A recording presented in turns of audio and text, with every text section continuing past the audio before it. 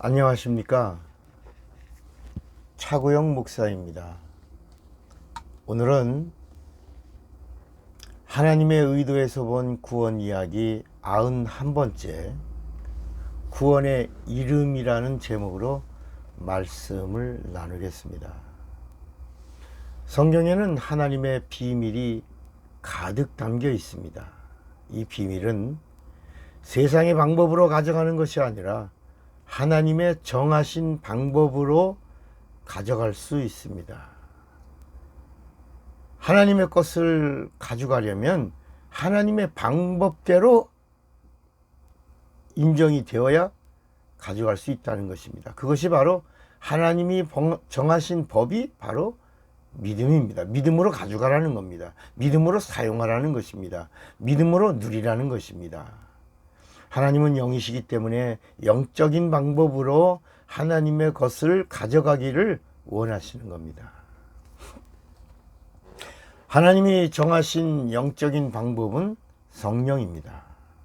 성령이 허락하시는 방법으로 하나님의 비밀을 알 수 있습니다. 진리는 진리로 푸는 겁니다. 믿음은 믿음으로 푸는 거야. 영은 성령으로 푸는 방법이 하나님의 방법입니다. 죄에서 구원받는 구원의 비밀이 바로 하나님의 이름에 있습니다. 우리는 예수 믿으면 구원받는다라고 말하죠. 그죠? 또 성경이 그렇게 말씀하시니까 예수 믿으면 구원을 받는다라고 말하죠. 그런데 예수만 믿으면 구원을 받는다라고 이렇게 예수 천당, 불신 지옥 이렇게 말하다 보고 강조하다 보니까 잃어버린 것이 있습니다. 예수 믿으면 구원받아. 예수 믿으면 천국 이렇게 말합니다. 바로 근데 빠진 게 있는데 그게 바로 뭐냐면 회개입니다. 회개. 예수를 믿을 때 그냥 예수 믿는 게 아니라 성경은 죄를 회개하고 예수 믿으라는 겁니다. 회개하고 예수를 믿으라. 그래서 병든 자는 살려고 병원에 가고 죄인은 살려고 회개하고 예수에게로 나오라. 예수를 믿으라. 이렇게 하신 겁니다.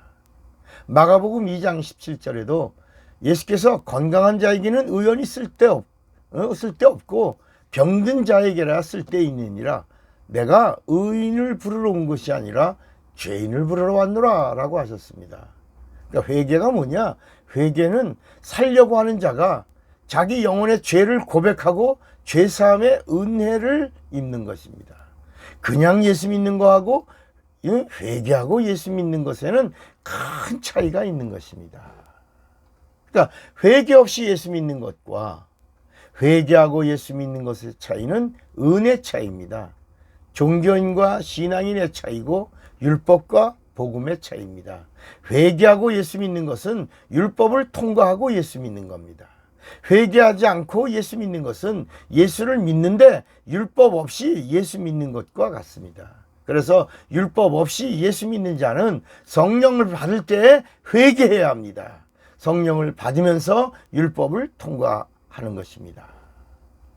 성령을 받고 세방언을 하는 사람들은 두 가지를 통과한 사람입니다. 첫째는 예수를 믿고 구원받음을 통과했고, 두 번째는 회개하고 예수를 믿는 자라는 것을 통과한 사람들입니다.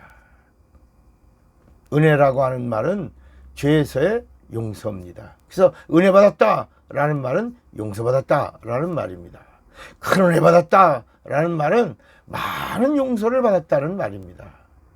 우리가 죄를 회개하면 예수의 피가 쏟아지고 그 피는 우리의 죄를 용서해 주십니다. 이때 용서받은 그 심령 상태를 가리켜서 우리가 뭐라고 말하냐? 은혜 받았다라고 말하는 것입니다.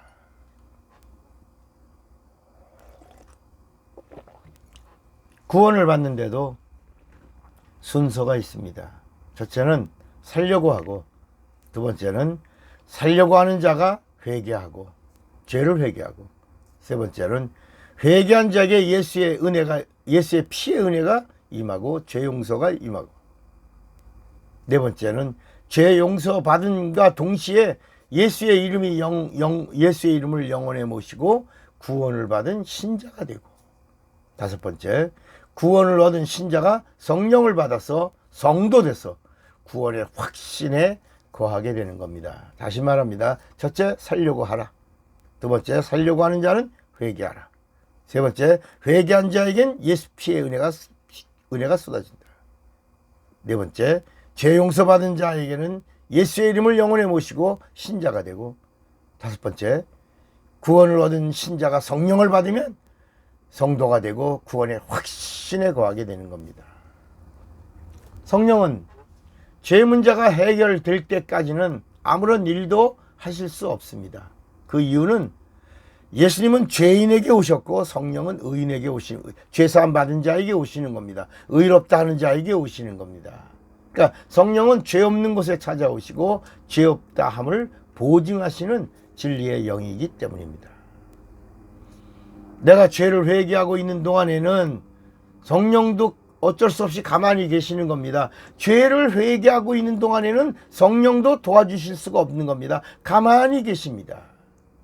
내가 회개하고 예수의 피가 뿌려지고 죄 문제가 깨끗하게 씻음받은 후에야 그 다음에 비로소 죄 없는 곳에 성령이 찾아오시는 겁니다. 이렇게 성령은 죄 없는 곳에 찾아오시고 성령은 죄 없다고 보증해 주시고 죄 없다 하는 자를 의롭다 하시고 죄사함 받은 자와 함께 동역하시는 것입니다. 성령을 받음의 증거가 방언입니다. 새 방언. 성경은 이렇게 말씀합니다. 사람들은 뭐 성령 받은 증거가 무슨 방언이야 라고 말하지만 성경은 성령을 받으면 하나님과 영으로 교통한다는 것입니다. 대화한다는 겁니다. 그러니까 방언을 말하는 것은 성령 받음의 증거고 하나님과 영으로 비밀을 말함이라고 고린도전서 14장 2절에 말씀합니다. 성령으로 하나님과 교통하는 것이고 구원받음에 대한 보증과 인침을 받는 것이고 그리고 성령을 받은 자를 성도라고 부르는 것입니다. 혹자는 성령 받은 증거가 왜 방언이냐고 이렇게 그렇게 말하면 이단이라고 여러분 이단이라는 말은 예수 피를 부인하면 그게 이단이고 성령 받고 방언하라라고 하는 말을 이단이라고 말하면 안 됩니다. 하나님과 성령으로 대화하라는데 그게 무슨 이단 3단이라고 합니까? 그런 잣대를 대는 사람이 잘못된 사람입니다. 다시요. 하나님과 성령으로 대화하는 것. 이게 방언입니다. 어떤 사람은 방언을 은사라고 말합니다. 물론 성경에 기록되어 있으니까. 그리고 어떤 사람은 또 말합니다. 방언은 은사 중에서 가장 낮은 은사라고 말합니다. 그러면서 이 성령의 은사는 받아도 되고 안 받아도 되는 선택사항이라고 이렇게 말하는 사람이 있습니다.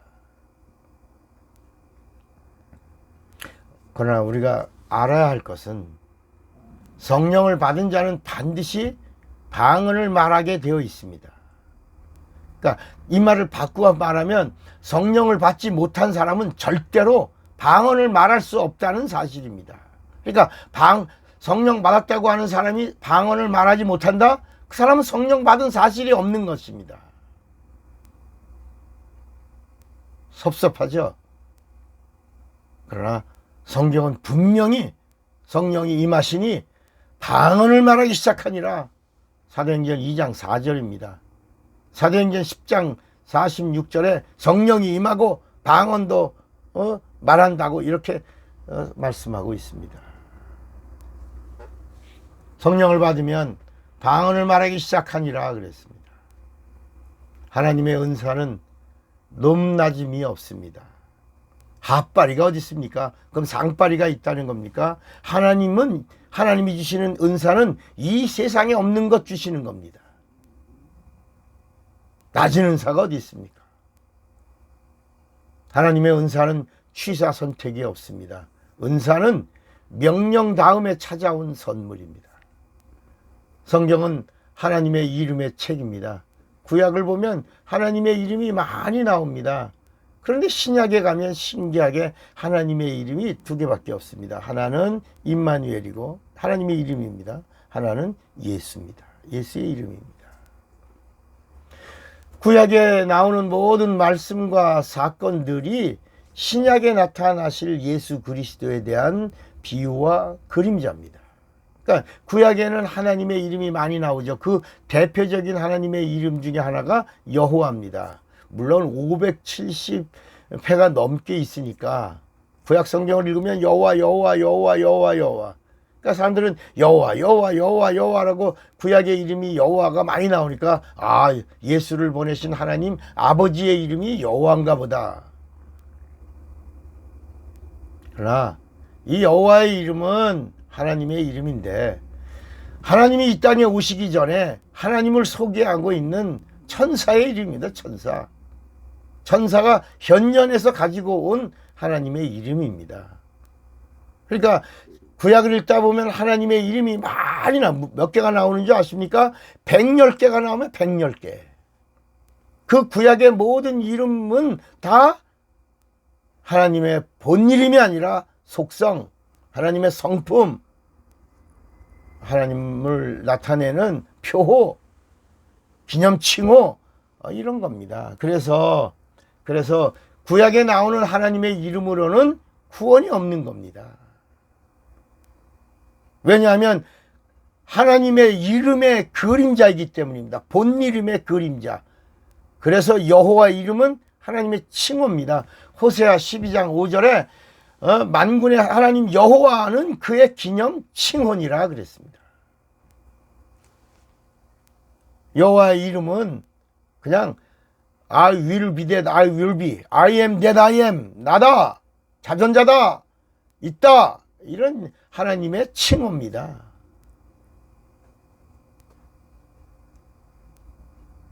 모세가 하나님으로부터 소명을 받아서 애굽으로 가기 전에 하나님의 이름이 무엇이냐라고 묻습니다. 그때 하나님이 모세에게 이제까지 아브라함에게는 안 가르쳐줬다. 이삭에게 안 가르쳐줬다. 야곱에게 안 그들이 하나님의 이름을 알고 싶어서 그렇게 했지만 내가 전능하신 하나님으로만 알려줬고 내가 하나님의 이름을 안 알려줬는데 모세 너에게는 알려주겠다. 내 이름은 여호와다. 이렇게 모세에게 이름을 가르쳐 줍니다. 그러면서 출애굽기 3장 15절에 여호와의 이름은 나의 영원한 이름이요 대대로 기억할 표호다라고 말씀합니다. 호의 호, 백범 그러면 김구의 표호인 것처럼 여호와 이름은 기억하는 이름이고 하나님의 백성이 하나님을 잘 섬기는 이름입니다. 자존자 하나님이라는 속성을 나타내는 이름입니다. 그러니까 여호와의 이름으로는 호로는 구원을 받을 수가 없습니다. 구약은 하나님의 이름의 책이라고 할 만큼 하나님의 이름이 많이 나옵니다. 그러나 구약에 나오는 하나님의 이름으로는 어느 누구도 구원을 받을 수가 없었습니다. 구약에 나오는 하나님의 이름은 하나님을 잘 섬기도록 하나님의 성품을 잘 알 수 있도록 그렇게 해주신 하나님의 이름입니다. 그런데 신약에 오니까 하나님의 이름이 임마누엘과 예수입니다. 임마누엘 예수예요. 이 임마누엘이라고 하는 말은 하나님이 하나님과 함께라는 뜻입니다. 우리는 그냥 우리가 암송한 거는 하나님이 우리와 함께 계시다 합니다. 이것만 외우고 있죠. 그러나 원래 이 인간과 함께라는 그 우리라는 말이 하나님의 우리입니다. 그러니까 하나님이 하나님과 함께 하시는 하나님의 이름이 예수다. 그러니까 임마누엘이 예수다. 이런 뜻입니다. 그러니까 구약에 나오는 모든 하나님의 이름과 함께 하시는 하나님의 이름이 예수다. 그러니까 예수의 이름은 구약에 나오는 모든 하나님의 이름과 함께 통합하여 총괄하시는 하나님의 본 이름이다. 그 이름이 예수다. 오늘 여러분 이 말씀을 들으면 신구약을 한 번에 정리하실 수 있을 겁니다. 그래서 예수의 이름이 우리를 죄에서 구원하시는 겁니다. 예수의 이름은 하나님의 본 이름이고 본명입니다. 하나님 아버지의 이름입니다. 성령의 이름이 예수입니다. 예수의 이름은 진리의 이름이에요. 진리만이 죄를 속죄하고 진리만이 구원할 수 있는 겁니다. 예수의 이름은 하나님의 본일이며 구약에 나오는 하나님의 이름은 예명 같은 이름이기 때문에 우리가 예수의 이름으로는 구원을 받고 구약의 이름으로는 구원을 받는 게 아니라 하나님을 알고 하나님을 잘 섬기게 되는 것입니다. 예수의 이름만이 우리를 죄에서 구원하시니 우리는 회개하고 예수를 믿고 예수를 믿는 자는 성령을 받아서 성령으로 예수를 알고 믿고 그래서 성령과 함께 동역자가 되고 하나님의 일을 성공해야 되는 것입니다. 그래서 성령을 받으라 하신 것입니다.